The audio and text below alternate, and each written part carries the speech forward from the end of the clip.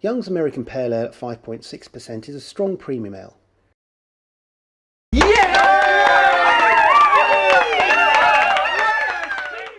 The late addition of hops in the brewing process gives it a nice sharpness to the palate.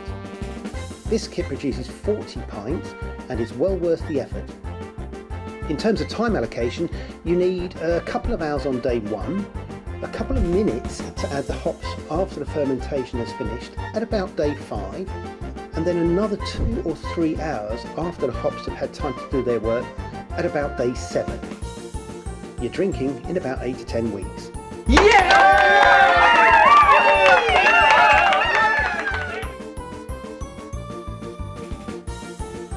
You're going to need 2 brewing buckets that will comfortably hold 7 UK gallons or 8 US gallons.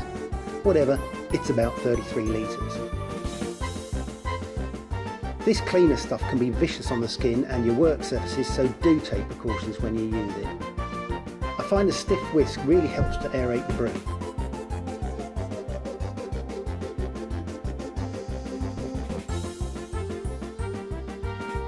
I'm showing a couple of hydrometers just so you can see the difference.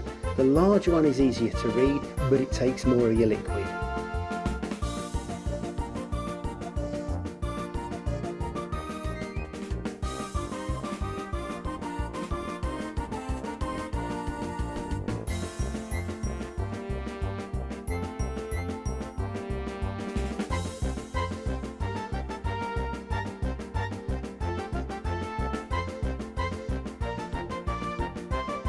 If you don't want to use a simple siphon, you can buy buckets with taps pre-fitted, but they don't store as easily when you're not using them.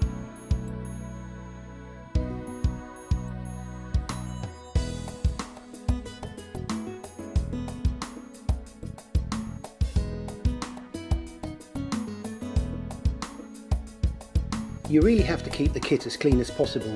Wear gloves when you're using the solution. Don't forget to clean the bucket lid as well.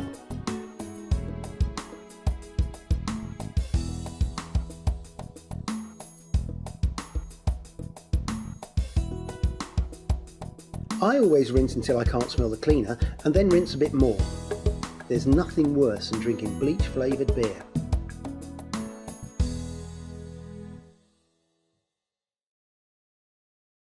Empty both beery sachets into the bucket. Really try and get as much out as possible.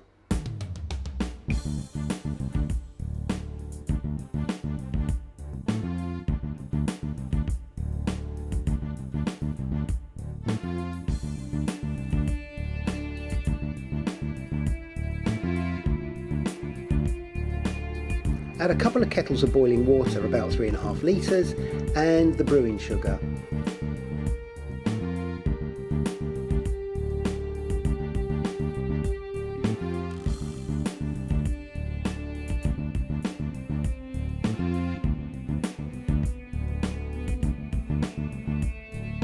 Mix it all thoroughly and then top up with cold water to the 40 pint level.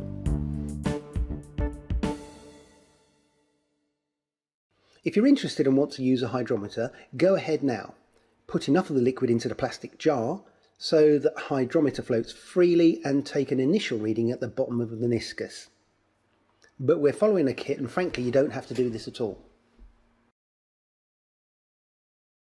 Once the temperature has dropped to 25 degrees, sprinkle the yeast onto the surface and stir it in gently. Put the cover back on and just check the airlock still has enough liquid in it.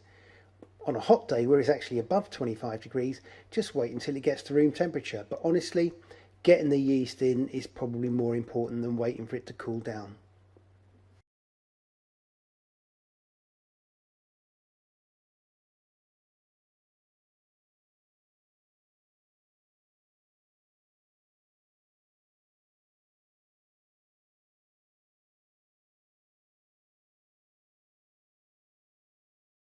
Fill the airlock with water.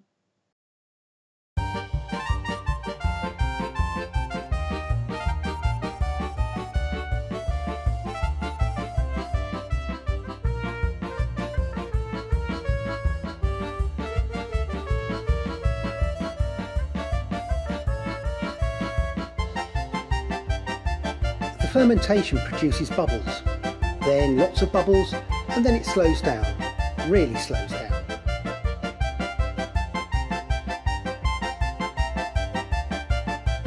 Really wait until it stopped bubbling, or perhaps you might like to take another hydrometer reading. And if you think it's stopped and the hydrometer tells you that you're at the 1.010 mark, you're ready to add the hops.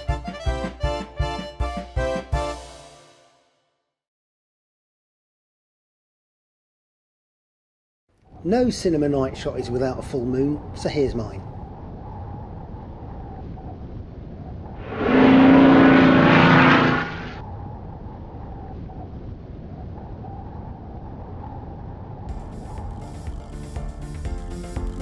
Clean, sterilise and rinse all your bottles, and now do the same to your second fermentation bucket.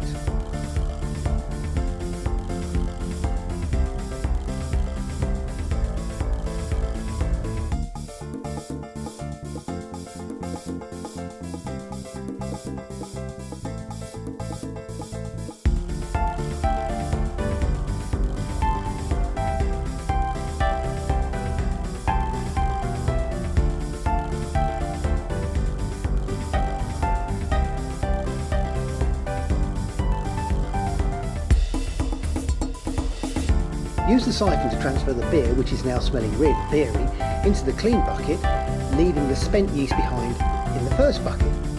Add the priming sugar and stir well until it's all dissolved.